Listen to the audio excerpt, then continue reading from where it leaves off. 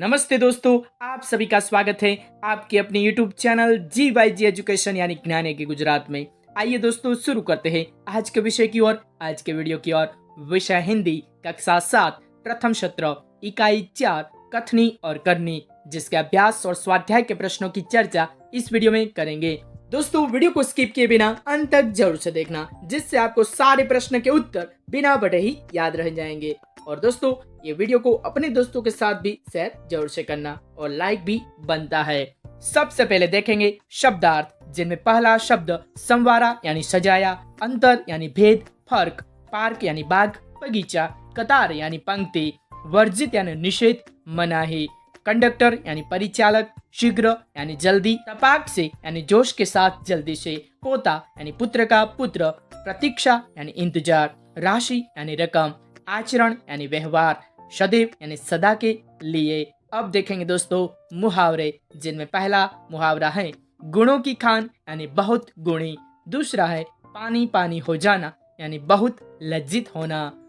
आगे देखेंगे दोस्तों अभ्यास के प्रश्न की ओर। अभ्यास में देखेंगे प्रश्न 1, सोचकर बताइए। 1 नंबर, ईश्वर ने मनुष्य को अन्य प्राणियों से किस प्रकार श्रेष्ठ बनाया है? उत्तर है ईश्वर ने मनुष्य को सोचने, विचारने और कल्पना करने के लिए मस्तिष्क दिया है। उसने मनुष्य को अच्छे बुरे का निर्णय करने के लिए विवेक बुद्धि दी है। वाणी का वरदान भी केवल मनुष्य को ही मिला है। मनुष्य जैसा सुंदर शरीर किसी दूसरे प्राणी का नहीं है। इस प्रकार ईश्वर ने मनुष्य को अन्य प्राणियों से श्रेष्ठ बनाया है। अब देखेंगे दोस्तों प्रश्न 2, धूम्रपान वर्जित है, कहाँ कहाँ और क्यों लिखा होता है? आंसर है धूम्रपान वर्जित है ऐसा बसों और रेलगाड़ियों जैसे सार्वजनिक वाहनों में लिखा होता है।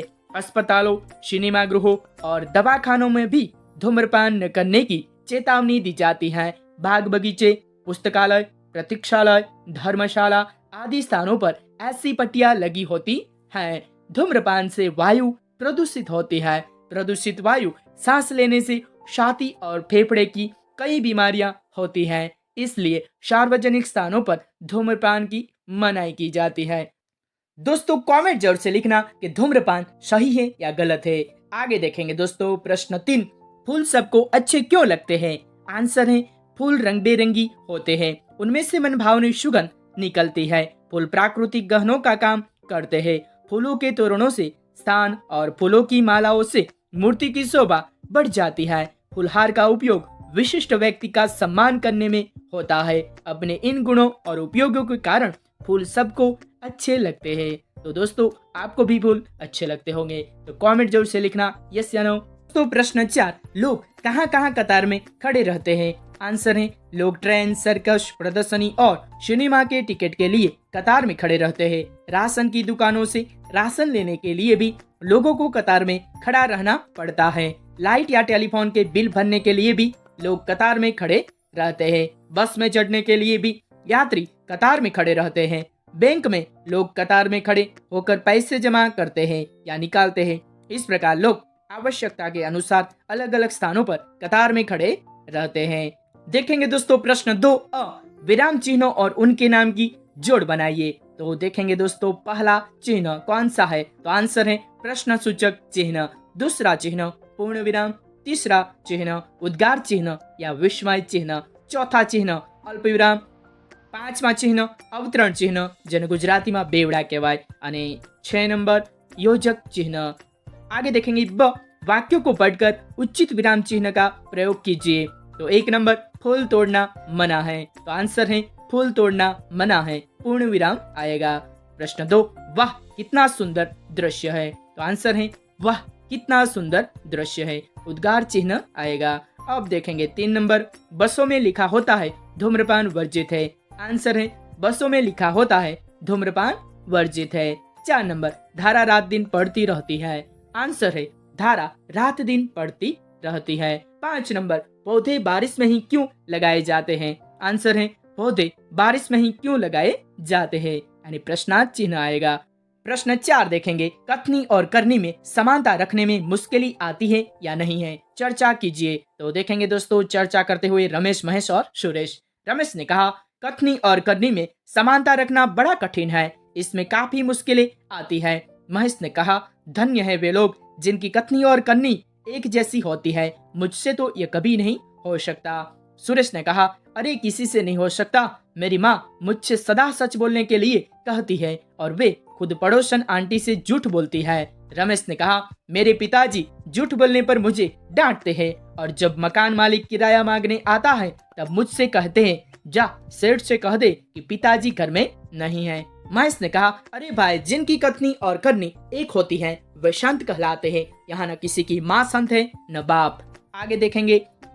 सुरेश ने कहा, फिर भी हमें कथनी और करनी समान रखने के लिए प्रयत्न करने चाहिए। जिसकी कथनी और करनी एक होती है उसी मनुष्य का दुनिया में आदर होता है। तो दोस्तों, आपका क्या कहना है, हमें कथनी और करनी एक समान रखनी चाहिए या नहीं? कमेंट जरूर से लिखना, यस या नो। अब देखेंगे प्रश्न 5, परिच्छेद पढ़कर प्रश्नों के उत्तर दीजिए। तो दोस्तों, यहाँ पैराग्राफ दिया हुआ है जिसको आपको पढ़ना है और उन्हीं के आधार पे हम प्रश्न देखेंगे। प्रश्न 1, हम पर किस किस का ऋण है? आंसर है, हम पर माता, मातृभूमि और मातृभाषा का ऋण है। प्रश्न 2, माता का ऋण हमें क्यों अदा करना चाहिए? आंसर है, हमें माता का ऋण अदा करना चाहिए क्योंकि उसी ने हमें जन्म दिया है। प्रश्न 3, किस व्रत का पालन करना अत्यंत कठिन है? आंसर है, मातृभाषा पर गर्व करना और उसकी सेवा में तत्पर रहना हमारा कर्तव्य है, परंतु इस व्रत का पालन करना अत्यंत कठिन है। प्रश्न 4, किसे देशभक्त नहीं कहा जा सकता? आंसर है, जो मातृभाषा का तिरस्कार कर अंग्रेजी बोलने में गर्व अनुभव करता है उसे देशभक्त नहीं कहा जा सकता। प्रश्न 5, गद्यांश को उपयुक्त शीर्षक दीजिए। आंसर है, सच्चा देशभक्त अथवा माता, मातृभूमि और मातृभाषा। आगे देखेंगे दोस्तों स्वाध्याय के प्रश्न की ओर। स्वाध्याय में देखेंगे प्रश्न 1, अंदाज अपना अपना। एवं 1, कथनी और करनी में अंतर विषय पर अपने विचार लिखिए। तो आंसर है, मैं मानता हूँ कि कथनी और करनी में एकता रखना वीरों और सज्जनों का काम है।